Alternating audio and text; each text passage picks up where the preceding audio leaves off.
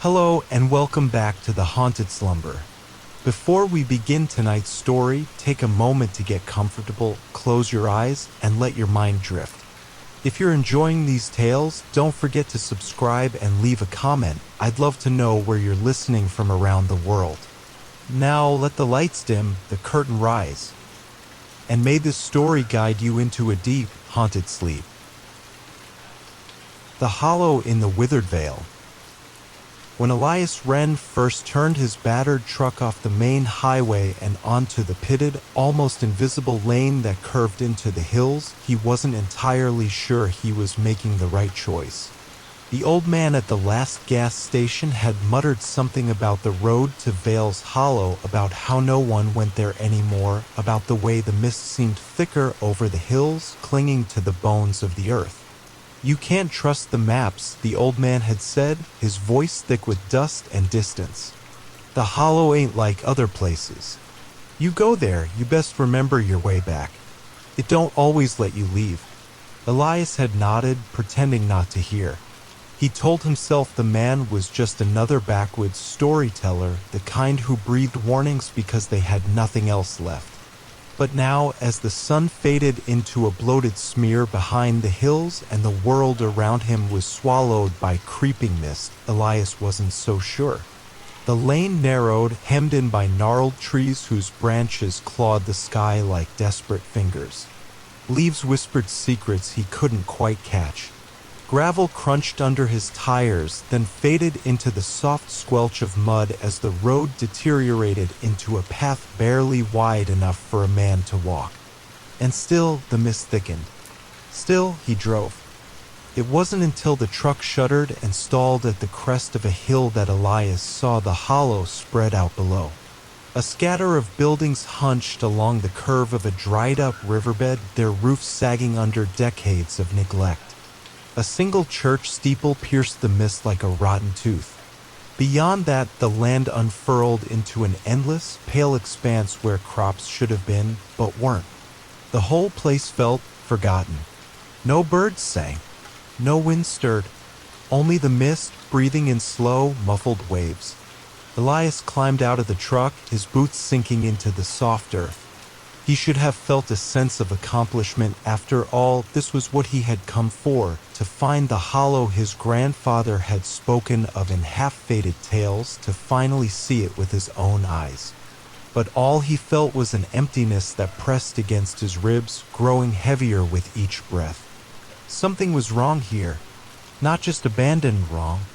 He slung his pack over his shoulder and began to walk, his footsteps leaving shallow prints that filled with water almost instantly. At the edge of the broken village, where the road crumbled into brambles and dead vines, Elias saw the first light. It was small and distant, a flicker, like a lantern swinging slowly in the mist. For a moment, he thought it was some trick of the fading light. But then it moved, a slow, deliberate sway, as if carried by an unseen hand.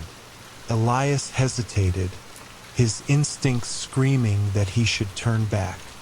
But curiosity, that old familiar wound, pulled him forward. He stepped carefully between the collapsed fence posts and ruined carts, feeling the cold mist bead against his skin. Each footstep seemed to echo strangely, as though the hollow itself were breathing around him. The light grew nearer and then, impossibly, split into two. Two lanterns now, swaying gently, side by side. He could hear something, too. A faint chime, like glass tapping against glass, carried on a breeze he could not feel. Heart pounding, Elias crept closer. Shapes emerged from the mist. Not people, not quite. Figures, tall and thin, draped in rotted cloth that whispered across the ground. Their faces were hidden beneath wide hoods, and from each skeletal hand dangled a battered iron lantern, glowing with a sickly green flame. They did not speak. They did not move toward him. They simply stood there, as if waiting. Elias opened his mouth to call out, to demand an explanation or at least a name, but no sound came. His throat was dry, parched by a sudden, unnatural thirst. The figures raised their lanterns higher, and the green light spread across the ground like spilled ink. Where it touched, the grass withered. Stones cracked. The very air seemed to bend as though recoiling from the presence of the flame. And then the whispering began. Soft at first, like the rustling of dead leaves, but growing louder, a chorus of voices just beyond hearing, speaking in a language Elias did not know but somehow understood. The hollow remembers. The hollow devours. The hollow mourns its lost children. The figures began to move, gliding back into the mist, their lanterns swinging in slow arcs. Without thinking, Elias followed. He knew somehow that if he let them vanish, he would never find his way out of the hollow again. They led him to a house, or what had once been a house. The walls leaned at impossible angles, the roof was a tangle of rotted shingles and sagging beams. Yet in the heart of its ruin, a single window still glowed faintly with the same green light as the lanterns. The figures stopped at the threshold, raising their lanterns high. The door creaked open on its own. Inside, Elias saw shadows moving, shapes that should not have been able to exist. He caught glimpses of faces wide-eyed, hollow, mouths stretched into silent screams. But something stronger pulled at him now, a presence deeper than fear, older than memory. A force that knew him, knew his blood, knew why he had come. Slowly, Elias stepped inside. The door slammed shut behind him. The room was impossibly vast. It should have been no larger than a shack from the outside, but inside it stretched into darkness, lit only by the flickering green glow that seemed to come from nowhere and everywhere at once. In the center of the floor was a well, ancient, rimmed with blackened stones slick with moss. The mist thickened here, roiling out of the well like smoke from a dying fire. And above it, suspended in the mist, was a figure. It wore no lantern, no cloak. It wore nothing at all but the shroud of mist and darkness. And where its face should have been was only a gaping hollow, a wound torn into reality itself. It spoke not with a voice, but with thought, heavy, inevitable, bleeding into Elias's mind like ink into water. The hollow claims what it is owed. The blood remembers. The blood returns. Elias staggered back, but the air itself seemed to press against him, hurting him toward the well. Images flooded his mind. A woman standing at the well's edge, dropping a lantern into the depths. A child wandering into the mist, never seen again. A man carving strange runes into the earth with a knife of bone. And finally, his grandfather, young and desperate, fleeing from something that should never have been disturbed. The hollow had never forgotten, and it had been waiting for him. Elias tried to run, truly run, but the mist clung to him like chains, pulling at his legs, his arms, his very breath. He stumbled toward the door, but it was no longer there. The house had become the hollow, and the hollow was alive. Its heartbeat throbbed in the walls, the floor, the mist itself. It wanted him, needed him, to stay, to remember, to feed the hollow what was stolen long ago. In the distance, he heard the lanterns chime again, soft and mournful. The robed figures waited in the mist beyond, their lanterns swinging like pendulums in the deep, endless dark.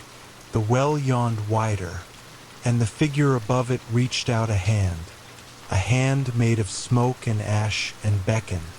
Elias screamed, but the hollow only smiled. Elias stumbled through the mist, his hands groping blindly for anything solid. There were no walls anymore. Only endless corridors of gray, shifting vapor stitched together by crooked wooden frames and crumbling stone arches. Paths that led nowhere, or perhaps everywhere. Sometimes he glimpsed movement, a flicker of robes vanishing around a corner, a pale face staring blankly from a window that dissolved when he blinked. Each step he took made the hollow stronger. The mist thickened, whispering in languages older than men. One turn lost, another debt remembered, another life added to the ledger. Shapes loomed in the fog, warped houses, toppled monuments, twisted trees that bled black sap. Every structure leaned inward as though crushed under the weight of unseen sorrow. And above it all, always, the faint green flicker of lanterns swinging in impossible winds.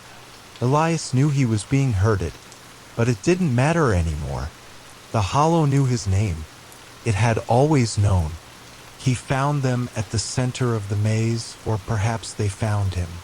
In a ruined courtyard where time seemed frozen, 3 figures sat at a cracked stone table. Their bodies were skeletal, wrapped in parchment-thin skin, their hands blackened with soot.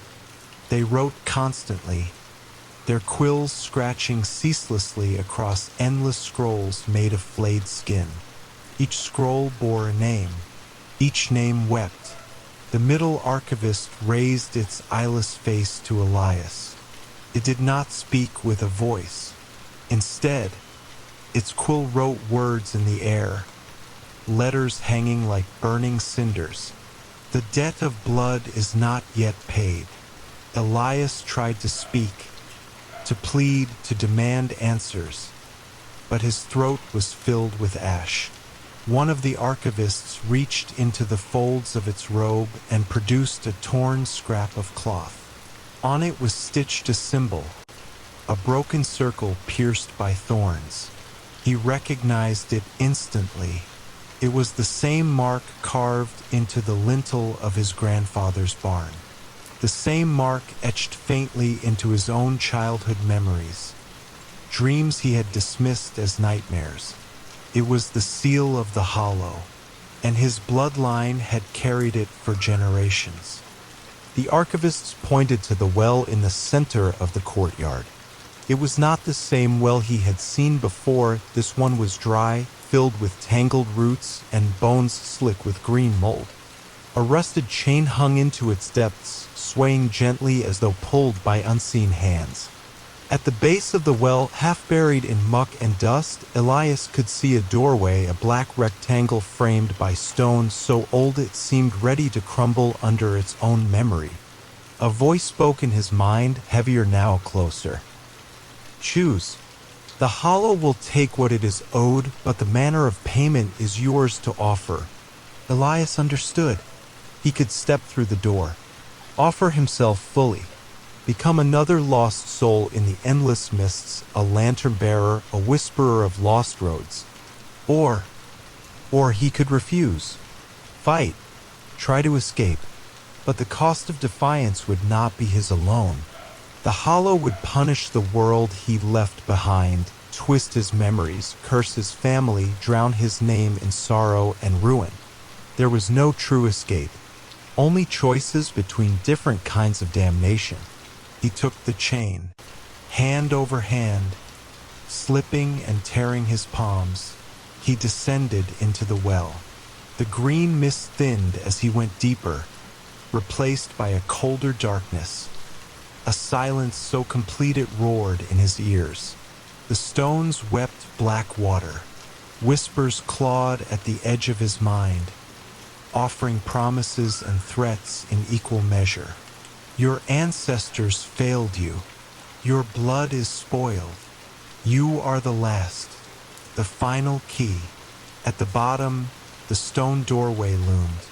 Beyond it lay the vault, the heart of the hollow, a place where time did not exist, where the first debt had been made and where the final price would be paid.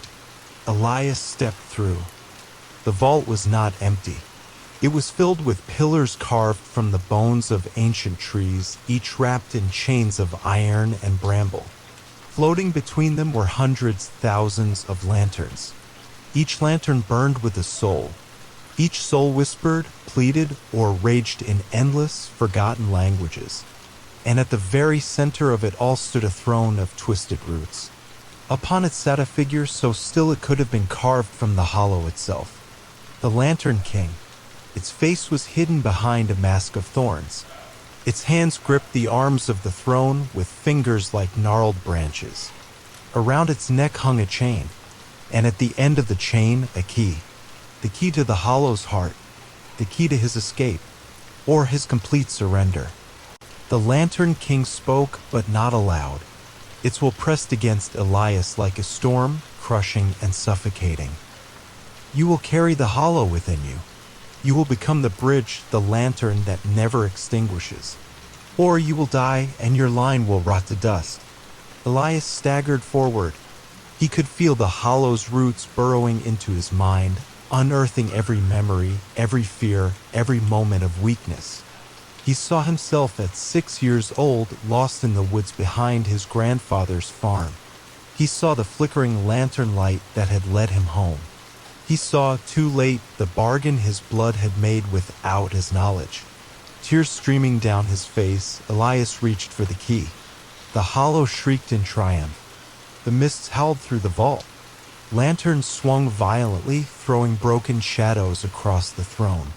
As his hand closed over the key, Elias felt his body dissolve into light and mist and memory. Elias awoke beneath the gnarled trees. The mist had thinned. The village was still broken, but now its windows glowed with soft, green light. The Hollow no longer hunted him, because he was the Hollow. In his chest, where his heart had once beaten, a new flame burned. A cold, patient light that would never go out. The lanterns circled overhead, their bearers bowing low as he passed. He walked among them without fear, his own lantern swinging from his hand, a beacon for all the lost souls to follow. The Hollow would be fed, the Hollow would endure, and Elias, its unwilling child, would guide the way. Forever.